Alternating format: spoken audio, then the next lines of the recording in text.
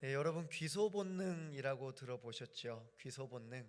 우리가 언제나 집을 희망하는 것이죠. 보통은 이제 철새나 아니면 동물들, 이들은 언제나 집을 찾아오기를 원합니다. 먼저 이렇게 제 목이 이게 좀 안 좋잖아요. 근데 이게 오해를 하시는 게 있는데 저는 지금까지 감기에 걸린 적이 없습니다, 여러분. 그 목이 쉬어요. 자주 쉬는데 기도를 제가 긴장해서 조그맣게 하려고 노력하는데 긴장이 풀리면 크게 기도를 합니다. 그러면 이렇게 소리가 너무 커져 갖고 목이 상하는데 지난 또 금요일에 기도하다가 또 그래 갖고 죄송합니다. 그래서 목이 좀 이래 갖고 오면 우리 목사님 열심히 기도하셨구나. 그렇게 이해해 주시고 저도 목 관리 좀 잘 하도록 하겠습니다. 우리가 귀소 본능이 있습니다. 돌아오고 싶어하는 마음들. 우리 가운데 돌아오고 싶어하는 곳은 과연 어디일까? 여러분 타지에서 또 생활해 보신 적은 아시겠지만 얼마나 고향 땅이 그리운지 모르겠습니다. 또 우리 바깥에 또 해외에 나가셔서 또 계셨던 분들은 이 한국 땅이 또 그리고 이 지역이 얼마나 다시 돌아오고 싶은지 모릅니다. 아마 고향 생각 많이 나실 거예요. 그것이 우리 마음 한켠에 있는 것입니다. 그런데 이 귀소 본능이라는 것이 그리스도인으로 살아가는 오늘 우리에게도 있다라는 것이죠. 여러분, 우리는 과연 어느 곳으로 돌아가고 싶으십니까? 여러분이 과연 꿈꾸는 것은 어디십니까? 네, 그렇죠. 하나님의 나라입니다. 하나님의 나라. 우리의 집은 언제나 하나님의 집이다라고 합니다. 우리 지금 타향살이를 하고 있는 것이에요. 우리는 이 땅에 살아가면서 언제나 하나님 나라를 바라보면서 오늘을 열심히 살아가고 있는 것이죠. 그렇기 때문에 우리 마음 가운데 늘 잊지 말아야 될 것이 있습니다. 바로 우리의 고향은 어디입니까? 하나님의 나라다. 하나님의 나라다. 그렇기 때문에 우리가 살아갈 때 늘 중심 두고 살아가야 될 것은 바로 하나님의 나라가 언제나 우리의 삶의 중심 목적이 되고 살아가시는 사랑하는 성도님들 되시기를 주님의 이름으로 축복합니다. 가족은 서로 끌린다라고 합니다. 가족은 서로 끌립니다. 우리 부모님에게 끌리고 자녀들에게 끌리는 것처럼 그리스도인으로서 살아가는 우리는 하나님께 끌리고 예수님께 끌리고 성령님께 끌립니다. 여러분 오늘 이 자리에 어떻게 오셨습니까? 끌려서 오시지 않으셨습니까? 온전히 오늘 우리 하루의 삶 가운데서도 한 주간의 삶 가운데서도 성령님의 이끌려 살아가시기를 축복합니다. 지난주에 향하심 첫 번째 시간 세례 요한에 대해서 함께 나누었습니다. 세례 요한 어떤 분입니까? 예수님의 오심을 언제나 묵상하고 선포하였던 사람입니다. 예수님께서 처음 향하셨던 곳은 광야였습니다. 그곳에서 외치는 자의 소리 세례 요한을 만나게 되었습니다. 세례 요한을 만나러 가신 이유가 있었습니다. 바로 세례를 받기 위해서입니다. 그 세례는 죄사함의 세례, 회개의 세례다라고 말씀드렸습니다. 그렇기 때문에 예수님은 죄가 없으십니다. 세례를 받으실 필요가 없었습니다. 하지만 그 가운데 세례받으러 걸어가셨습니다. 모든 사람 해치고 그 중심에 나아간 것이 아니고 모든 사람 세례받으실 때 줄 서셨다가 받으셨습니다. 예수님은 그리 특별할 것 없이 그 자리에 서셨습니다. 하지만 예수님께서 세례를 받으실 때 하늘이 열리고 성경은 말씀하셨습니다. 누가복음 3장 22절 말씀입니다. 성령이 비둘기 같은 형체로 그의 위에 강림하시더니 하늘로부터 소리가 나기를 너는 내 사랑하는 아들이라 내가 너를 기뻐하노라 하시니라. 아멘. 예수님께서는 하나님의 인정을 받으셨습니다. 공생의 길은 참 어려운 길이죠. 나를 위해 살아가기도 힘든데 하나님을 위해서 살아간다라는 것, 그리고 만 백성을 위해 살아간다라는 것, 이것이 얼마나 어렵습니까? 여러분, 우리에게 맡겨진 자녀들을 위해 살아간다라고만 해보십시오. 그것이 결코 쉬운 일이 아닙니다. 참 어렵습니다. 그런데 예수님은 그 길을 기꺼이 걸어가셨습니다. 무엇에 의지하셨습니까? 하나님의 말씀에 의지하셔서 걸어가셨습니다. 그때 성령님께서 하늘에서 내려오셔서 그 가운데 임하셨습니다. 여러분, 성령님이 임하시면 어떻게 될까요? 우리 사도행전의 이야기를 보면 성령님께서 임재하시게 되면 사람이 바뀝니다. 이전에 있었던 나의 성품과 성격 모든 것이 다 변화가 됩니다. 평소에는 소심해졌어도 성령님이 함께 하시면 대범해집니다. 그 어느 것 하나 두려워할 것이 없습니다. 여러분의 오늘의 삶은 어떻습니까? 여러분 두려워하십니까? 성령 충만하시기를 축복합니다. 여러분의 삶 가운데서도 주님께서 주시는 그 깊은 은혜가 여러분의 삶 가운데 충만하시기를 주님의 이름으로 간절히 축복합니다. 세례 요한이 세례 받으실 때 하나님께서 이렇게 말씀하셨습니다.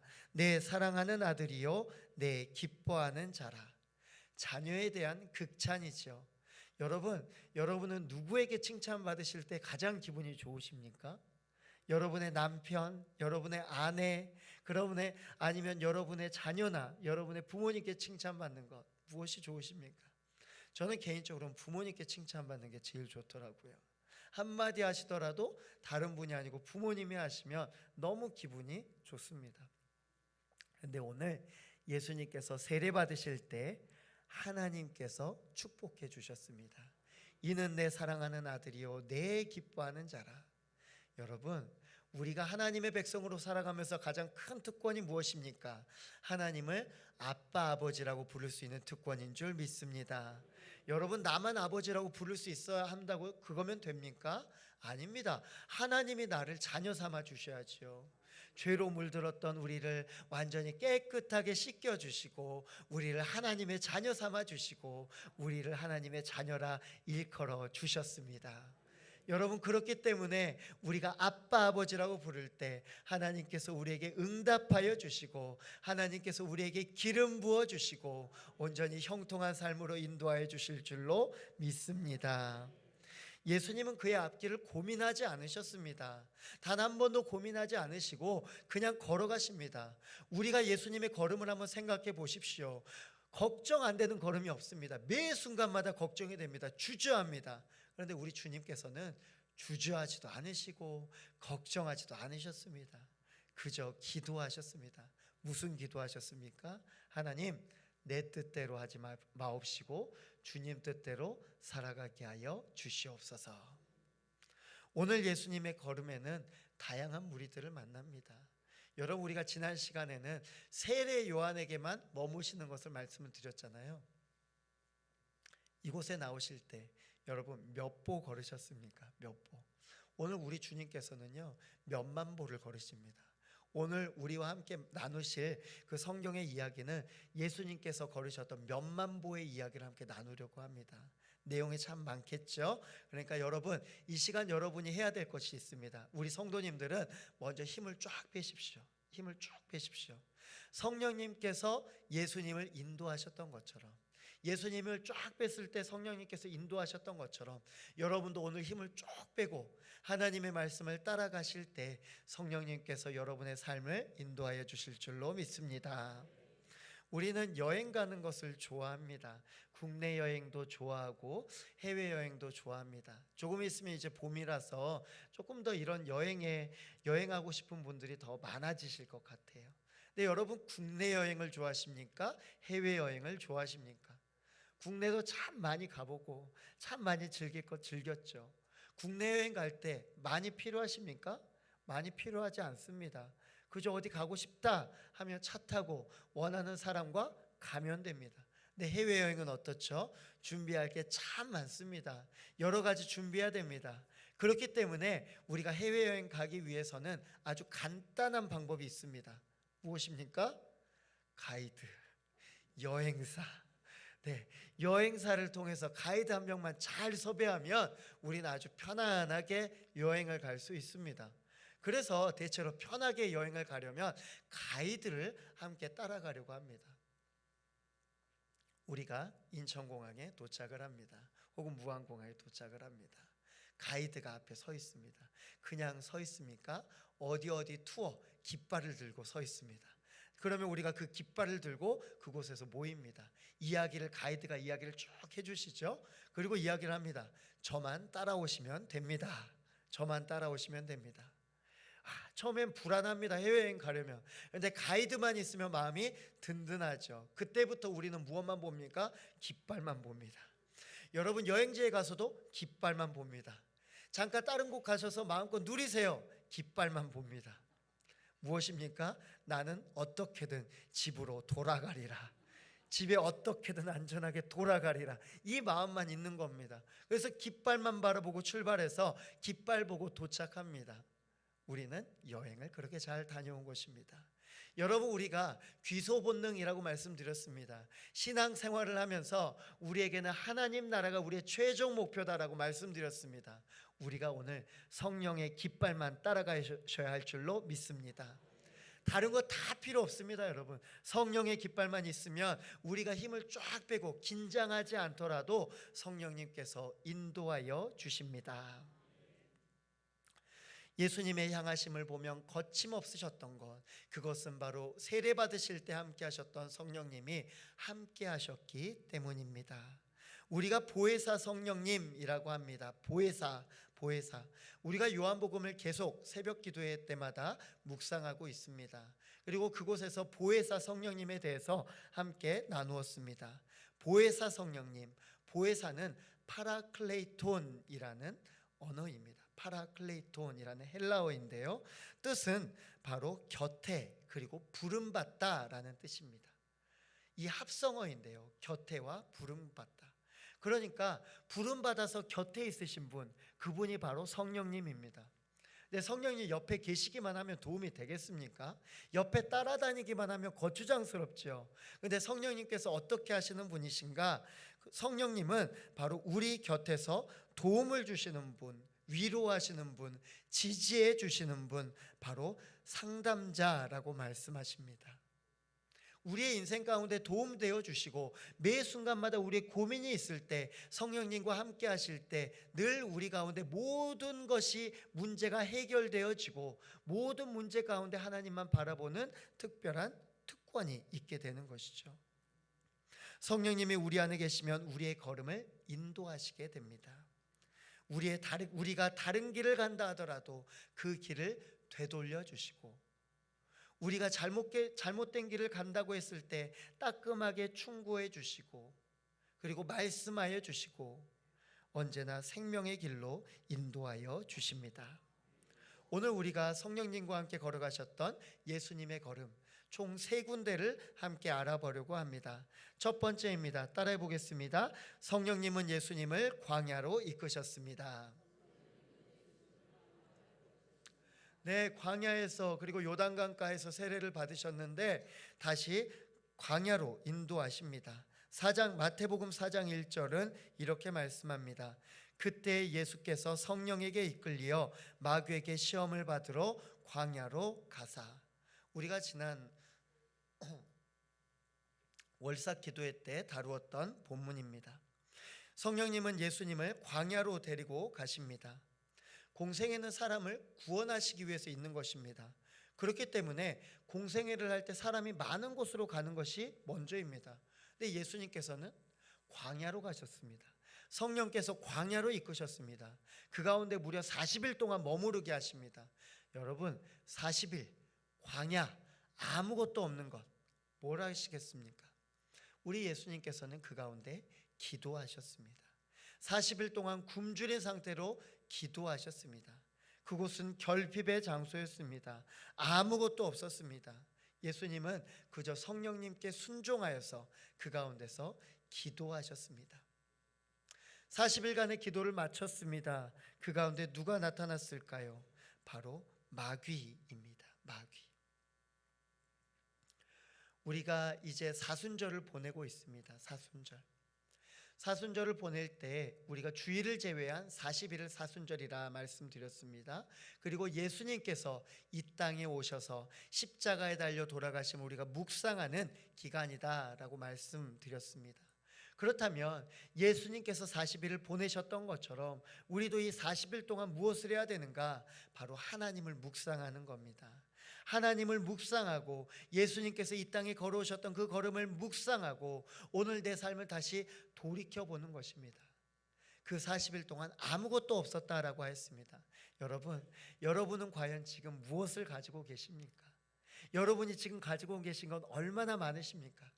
그 많은 것 가운데서 한 가지를 포기한다면, 여러분이 가진 것 하나를 포기한다면 무엇을 포기하시겠습니까? 가장 필요 없는 것 말고, 가장 필요 없는 것 말고 가장 필요한 것 하나만 꼽으신다면 무엇이 있겠습니까? 만약에 그것이 하나님과 관련 없는 일이라면 이 사순절 기간 동안에 그거 딱 하나 포기해 보시기 바랍니다. 아멘 안 나올 줄 알았어요. 얼마나 힘듭니까 여러분? 해보십시오. 40일 벌써 훌쩍 지나갔잖아요. 하루하루 여러분들이 곱씹어서 하나하나를 포기해 보십시오. 하루는 이거 포기해 보시고, 하루는 다른 거 포기해 보시고, 그 포기할 때 오늘 우리 주님께서 보여주시는 역사가 나타나는 줄로 믿습니다. 예수님께서는 성령님과 함께 광야로 가셨습니다. 오로지 하나님만 바라보는 시기. 그런데 아무것도 안 보인다고 하는 그곳에 무언가가 보였습니다. 광야는 히브리어로 미드바르라고 말씀을 드렸습니다. 아무것도 없는데 그곳에 하나님의 말씀이 있었습니다. 하나님의 말씀이 함께 하셨을 때 그곳에 분명 아무것도 없었지만 필요한 것 모든 것들이 생겨나고, 그 가운데 많은 적들이 있었지만 모든 적들이 소멸되어져 가는 것, 그것이 바로 하나님의 말씀의 능력인 줄 믿습니다. 여러분, 40일 동안 굶주리신 후에 예수님은 이곳에서 마귀를 만나서 시험을 받으셨습니다. 예수님께 돌을 떡으로 만들어라, 성전 꼭대기에서 뛰어내리라, 그리고 마귀를 향해서 경배하라, 그리하면 내가 모든 것들을 주겠다라고 유혹하시고 시험하였습니다. 그런데 예수님 콧방귀나 뀌었습니까? 아닙니다. 하나님의 말씀으로 승리하셨습니다. 여러분, 우리가 승리 어떻게 할 수 있습니까? 나의 의지로, 나의 힘으로 이길 수 있습니까? 아닙니다. 영적 전쟁은 오직 하나님의 말씀으로 승리할 수 있습니다. 하나님을 일을 할 때, 그렇기 때문에 가장 중요한 것은 과연 오늘 하나님의 말씀이 내 안에 담겨져 있는가? 그 하나님의 말씀이 내 안에서 역사하고 있는가? 그 하나님의 말씀이 여전히 소멸되지 않고 내 중심 가운데 남겨져 있는가? 늘 점검하시기를 바랍니다. 예수님은 40일 동안 굶주리셨습니다. 하지만 영적으로는 충만한 시기였습니다. 40일 동안 먹을 것은 굶주렸지만 하나님의 말씀을 채움으로 인하여서 그의 삶에 변화가 나타나고 앞에 있는 적들이 떠나가고 그 앞에 놓여있는 모든 것들을 통하여서 충만하게 되어진 줄로 믿습니다. 사랑하는 성도 여러분, 우리가 말씀으로 강건하여 주시기를 축복합니다. 우리가 말씀 가운데 승리하시기를 축복합니다. 말씀의 은혜 가운데 머무르고 그 말씀의 능력을 통하여서 매 순간마다 승전가를 올리시는 사랑하는 성도님들 되시기를 주님의 이름으로 축복합니다. 예수님은 마귀와의 시험에서 통쾌하게 승리하셨습니다. 그리고 그곳에 있던 마귀는 떠나고 성경은 천사가 수종들었다라고 말씀합니다. 여러분, 모든 전쟁은 끝났을까요? 누가복음 4장 13절은 이렇게 말씀합니다. 마귀가 모든 시험을 다한 후에 얼마 동안 떠나니라. 얼마 동안. 마귀는 여러분 끈기가 많은 사람입니다. 끈기가 참 많아요. 우리가 약해질 때를 기다리고 있습니다. 약해질 때를 기다리고 있다가 우리의 숨통을 조여옵니다. 그렇기 때문에 무서운 겁니다. 우리가 때로는 이길 수 있습니다. 마귀가 시험을 해도 단번에 쳐낼 수 있습니다. 그런데 그러지 못할 때도 있다는 겁니다. 그렇기 때문에 우리가 언제나 말씀 충만해야 된다는 말씀입니다. 하나님의 말씀을 가지고 나아갈 때 악한 영이 떠나가고 하나님의 영만이 충만하여 주실 줄로 믿습니다. 두 번째입니다. 따라하겠습니다. 성령님은 예수님을 갈릴리 사람에게 이끄셨습니다. 네, 예수님은 마귀에게 승리를 거두시고 자신의 고향으로 들어가십니다. 고향 땅 갈릴리. 변화가 된 시점입니다. 예수님께서 세례를 받으시고 성령 충만한 시점으로 다시 갈릴리에 돌아가셨습니다. 딴 사람이 되었겠죠. 딴 사람. 누가복음 4장 14절은 말씀합니다. 예수께서 성령의 능력으로 갈릴리에 돌아가시니 그 소문이 사방에 퍼졌고, 성령의 능력이 우리와 함께 하시면 티가 납니다. 내 마음속에만 있는 것이 아닙니다. 행동으로 드러납니다. 내 전 인격적인 삶의 변화가 나타납니다. 강하여지게 됩니다. 갈릴리 사람들이 이것을 보게 되었습니다. 성령의 능력으로 충만하였다. 예수님께서 회당에 들어가셔서 말씀을 전하십니다. 그때 사람들이 놀랍니다. 친히 그 여러 회당에서 가르치심에 뭇 사람에게 칭송을 받으시더라. 이렇게 15절은 기록하고 있습니다. 우리가 대부분 기억하는 말씀, 갈릴리에서는 예수님께서 배척을 당하셨다, 이렇게 알고 있잖아요. 그런데 처음부터 배척을 당하신 것이 아닙니다. 환영을 받았습니다. 예수님께서 오셔서 말씀을 전하실 때 많은 사람들이 그 말씀을 좋아하였습니다. 과연 예수님께서 어떤 말씀을 전하셨을까요? 누가복음 4장 18절에서 19절의 말씀입니다. 함께 보겠습니다. 주의 성령이 내게 임하셨으니 이는 가난한 자에게 복음을 전하게 하시려고 내게 기름을 부으시고 나를 보내사 포로된 자에게 자유를, 눈먼 자에게 다시 보게 함을 전파하며 눌린 자를 자유롭게 하고 주의 은혜를 전파하게 하려 하심이라 하였더라. 아멘. 여러분, 축복 싫어하는 사람 없습니다. 타종교인들도 기도해 주겠다 하면 좋아합니다. 그런데 여러분, 이 축복의 말씀은 좋아하는데, 축복의 말씀으로 회복이 되는 건 좋아하는데, 그런데 이들이, 갈릴리 사람들이 한 가지를 놓치고 있었다라는 것입니다. 오늘 본문 말씀은 가난한 자에게 복음을 전하였다라고 합니다. 가난한 자에게 복음을 전하는 것, 회복의 역사가 나타납니다. 굶주린 자를 뜻하는 것일까요? 굶주린 자에게 밥 주는 걸 뜻하는 것일까요? 아닙니다. 성경에서 말하는 가난한 자는 마태복음 5장 3절에 나타난 대로 심령이 가난한 자입니다. 심령이 가난한 자는 복이 있다라고 말하였습니다.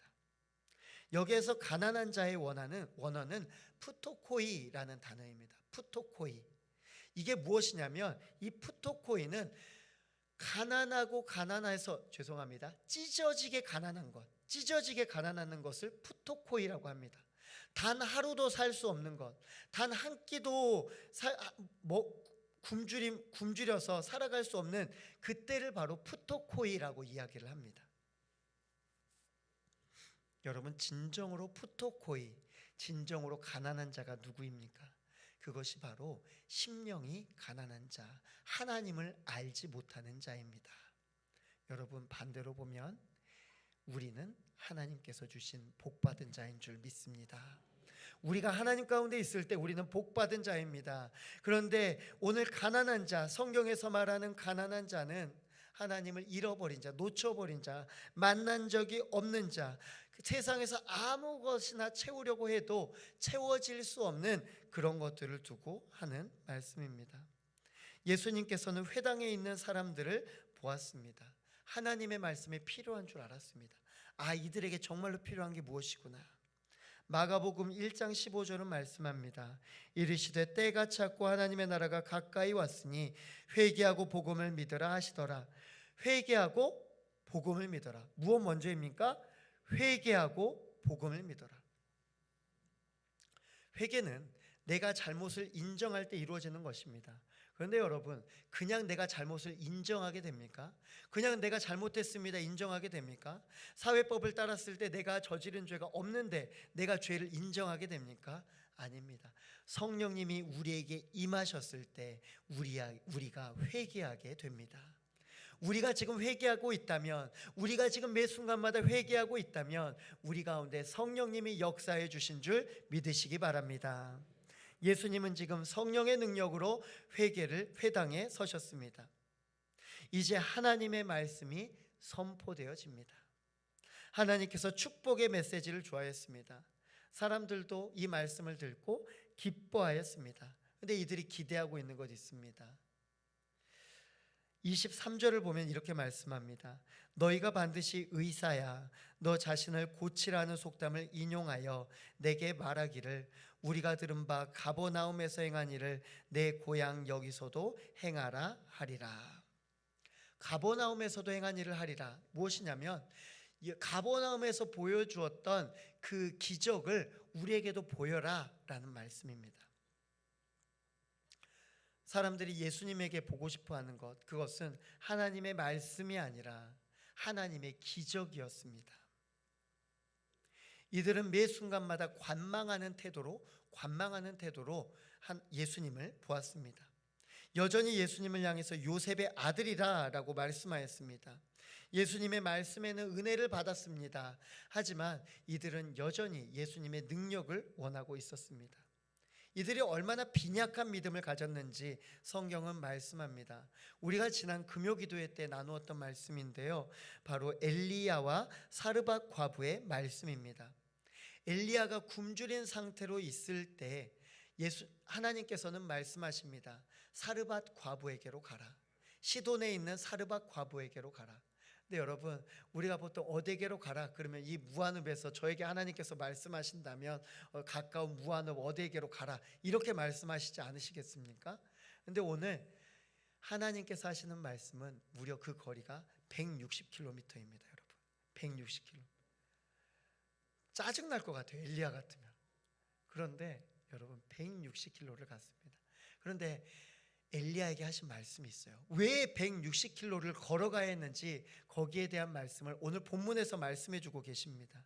이스라엘 가운데에는 엘리야를 공개할 만한 자가 없었다. 가까이에는 엘리야를 공개할 만한 자가 없었다. 구원받을 만한 자가 없었다. 하나님을 받아들일 만한 자가 없었다 라고 말씀하십니다. 여러분, 과연 우리는 어떻게 살아가십니까? 여러분, 우리는 언제나 매 순간마다 하나님을 받아들일 수 있는 자가 되시기를 축복합니다. 처음 예수님께서 축복의 메시지를 전했을 때 사람들이 말했습니다. 22절입니다. 그들이 다 그를 증언하고 그 입으로 나오는 바 은혜로운 말을 놀랍게 여겨 이르되 이 사람이 요셉의 아들이 아니냐. 은혜로운 말로 받아들였습니다. 은혜로운 말. 축복의 말씀을 듣고 은혜로운 말이라 하였습니다. 그런데 뒤이어하는 말씀, 요셉의 아들이 아니냐, 목수의 아들 아니냐, 목수의 아들이 어떻게 이런 말을 할 수 있느냐, 믿지 않는 겁니다. 이 이야기를 들으시고 예수님께서는 말씀합니다. 24절의 말씀입니다. 또 이르시되 내가 진실로 너희에게 이르노니 선지자가 고향에서는 환영을 받는 자가 없느니라. 갈릴리 사람에게 회개의 말씀을 전했습니다. 회개 말씀을 전했더니 이들이 방금까지는 은혜로운 얼굴에서 얼굴을 갑자기 바뀝니다. 정색을 하기 시작합니다. 그리고 예수님을 밀쳐내기 시작합니다. 회당 밖으로 밀쳐내는데 어디까지 밀쳐내느냐? 성경에 보면 낭떠러지까지 밀쳐냈다. 29절의 말씀입니다. 일어나 동네 밖으로 쫓아내어 그 동네가 건설된 땅 낭떠러지까지 끌고 가서 밀쳐 떨어뜨리고자 하되 크게 화를 내었습니다. 여러분, 회개가 없으면 그렇습니다. 하나님의 말씀을 받았을 때 좋은 말씀은 아멘으로 받아들이지만 나에게 찔리는 말씀, 나를 공격하는 것 같은 말씀을 받아들이면 배척하게 됩니다. 여러분, 예수님을 배척하는데 어느 정도로 배척을 합니까? 예수님을 낭떠러지에 밀어버릴 것만큼 배척을 합니다. 다시 하나님의 말씀 안 듣겠다라는 겁니다. 교회 떠나겠다라는 것이죠. 더 이상 이 말씀 듣기 싫다라는 겁니다. 여러분, 우리 마음 가운데 필요한 것은 하나님의 말씀 전부이지 축복의 말씀만 이야기하고 있지는 않습니다. 모든 것이 하나님의 말씀이 우리를 위해 있는 말씀입니다. 모든 하나님의 말씀이 우리를 변화시켜 새 사람 되어서 온전히 하나님의 길을 따르게 하고 하나님의 나라에 가고자 하는 하나님의 계획 가운데 있는 줄 믿습니다. 언제나 말씀은 회개에서 시작합니다. 회개가 있고 하나님의 말씀 가운데 축복의 역사가 나타나는 줄로 믿습니다. 예수님께서 이렇게 맨 먼저 갈릴리로 가셨습니다. 자신의 고향으로 가시고 복음을 전하셨지만 사람들은 배척하였습니다. 죽이려고 하였습니다. 오직 축복의 말씀만 취하려고 하였습니다. 우리는 온전히 하나님의 말씀을 받고 하나님의 말씀 그대로를 마음속 가운데서 소화하시기를 주님의 이름으로 축복합니다. 마지막 세 번째입니다. 따라해 보겠습니다. 성령님을 예수님을 억눌린 자에게 이끄셨습니다. 네, 오늘 예수님이 참 많이 걷습니다. 이제 억눌린 자에게 걸으셨습니다. 예수님은 한동안 홀로 사역하시고 가버나움으로 가셨습니다. 가버나움에 가셔서 특별히 그날이 안식일이었습니다. 회당에서 하나님의 말씀을 선포합니다. 32절은 말씀합니다. 그들이 그 가르치심에 놀라니 이는 그 말씀이 권위가 있음이로라. 권위가 있음이로라. 예수님이 전하는 하나님의 말씀이 권위가 있습니다. 말씀을 받는 사람들이 놀랄 정도였습니다. 회당이 어디입니까? 하나님의 말씀이 있는 곳. 하나님의 말씀을 받았을 때 떨리기 시작합니다. 여러분, 우리 가운데 하나님의 말씀을 받았을 때 떨림이 있습니까? 그것이 바로 하나님의 말씀이 내 안에서 움직이고 있다, 역사하고 계시다라는 의미입니다. 그런데 하나님의 말씀을 받았을 때 제일 먼저 떨리는 사람이 누군지 아세요? 오늘 성경에 보면 귀신 들린 자입니다. 귀신 들린 자. 두려워 떱니다. 두려워 떱니다. 감격해서 떠는 것이 아니고 두려워 떨기 시작합니다. 이제 성령님 가운데 성령님의 말씀이 선포되어졌을 때 그 가운데 귀신 들린 사람이 날뛰면서 이렇게 말합니다. 34절입니다. 아, 나사렛 예수여, 우리가 당신과 무슨 상관이 있나이까? 우리를 멸하려 왔나이까? 나는 당신이 누구인 줄 아오니 하나님의 거룩한 자니이다. 여러분, 우리가라고 말했습니다. 우리가 혼자가 아니고 우리가 신앙생활하면서 곳곳마다 우리의 영적인 위기가 있습니다. 영적인 위기 가운데 우리가 떨리고 두려울 때가 있습니다. 그 앞에서 이겨내야 될 때 우리에게 필요한 것은 온전히 하나님의 역사하심, 성령님의 역동하심인 줄 믿습니다. 오늘 권능의 말씀으로 나아갈 때 마귀가 떠나갑니다. 예수님은 마귀를 꾸짖어서 사람에게서 쫓아내십니다. 회당에 있던 사람들은 분명하게 느끼게 됩니다. 사람들의 고백이 이제 달라집니다. 36절은 이렇게 말씀합니다. 함께 읽겠습니다. 다 놀라 서로 말하여 이르되 이 어떠한 말씀인고 권위와 능력으로 더러운 귀신을 명함에 나가는도다 하더라. 여러분, 아까는 뭐였죠? 권위였죠. 근데 권위에다가 뭐가 하나 더 붙었습니다. 뭡니까? 맞습니다, 여러분. 권위와 능력입니다. 여러분, 우리가 하나님의 말씀을 받는다면, 하나님의 말씀만 외우기만 한다면, 주구장창 외우고 내 마음속에만 담아두기만 한다면 그냥 말씀 외우는 거 그냥 내 마음에 위로받게 되지 않잖아요. 그런데 오늘 말씀의 권위가 있는 그곳에 말씀의 능력이 있는 줄 믿습니다. 말씀의 권위가, 우리가 하나님의 말씀의 권위를 높일 때 그 가운데 하나님의 말씀의 능력이 우리의 삶 가운데 강력하게 나타나는 줄로 믿습니다. 바로 이런 역사가 나타나는 겁니다. 우리는 하나님의 말씀을 듣습니다. 은혜를 받습니다. 그런데 은혜 받고 소멸시키는 것이 아니고 그 말씀의 권위를 여전히 내 삶 가운데 가장 높은 곳에 둘 때 우리의 매 삶의 모든 순간순간마다 하나님의 영적인 권위로 우리의 삶 가운데서 급격한 매 순간마다 승리를 거두는 줄 다시 한번 믿으시기 바랍니다. 이들은 예수님이 전하는 하나님의 말씀의 권위와 능력을 듣고 변화되었습니다. 따르게 됩니다. 이제 말씀을 사모하게 됩니다. 근데 여러분, 그것이 바로 우리입니다. 신앙생활을 하면서 하나님의 말씀을 듣고 따르게 되는 것이 우리입니다. 그런데 이때요, 우리가 늘 조심해야 될 게 있습니다. 조심해야 될 것. 오늘 누가복음 4장 42절은 이렇게 말씀합니다. 날이 밝음에 예수께서 나오사 한적한 곳에 가시니 무리가 찾다가 만나서 자기들에게서 떠나시지 못하게 만류하라 하며, 예수님이 떠나시려고 합니다. 떠나시려고. 왜 떠나시는 줄 아세요? 이들이 똑같아졌어요. 하나님의 말씀을 받은 다음에 처음에 하나님의 말씀의 권위를 인정하고 하나님의 능력을 받으면서 이렇게 참 기쁘게 살아갔는데 어느 순간에 말씀의 권위는 던져버리고 하나님의 말씀의 능력만 따라가게 되는 거예요. 하나님 능력 보여주세요. 하나님 능력 보여주세요. 하나님 능력 보여주세요. 여러분, 먼저 말씀의 권위를 세우시기 바랍니다. 사랑하는 무학교의 성도 여러분, 우리는 오늘 딱 두 가지만 기억하시면 됩니다. 딱 두 가지. 첫 번째 것입니다.